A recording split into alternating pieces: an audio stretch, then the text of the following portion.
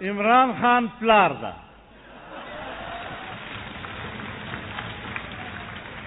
او زامن ځا سره نه ساتي، مور ته حواله کړل.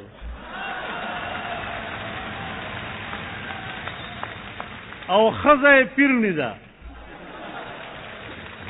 هغه زامن بچي ځان سره نه ساتي، هغه د پلار ته حواله کړل. نو پلار زامن مور ته حواله کړل او ښځه زامن پلار ته حواله کړل. او ستا زما بچو غم کوي.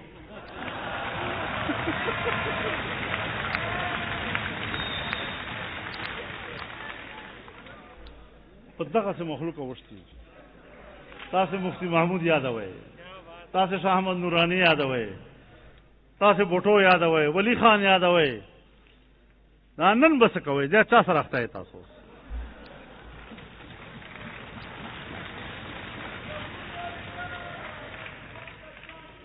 ما د پی ټی آی یو مشر هغه ته وې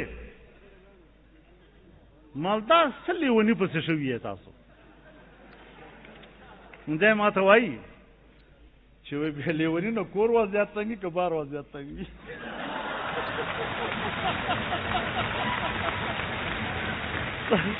تا وایي زمونږ تپوس کړی ده. اب یہ صورتحال اس مخلوق سے ہمارا واسطہ ہے جس کا نہ کوئی آگا ہے تو نہ کوئی پیچھا.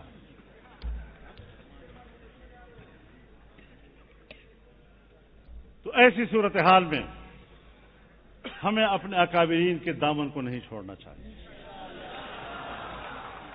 سیاست کی ذمہ داری اور مسئولیت اور اس کی عزت اور عظمت اس کو ہم نے تحفظ دینا ہے.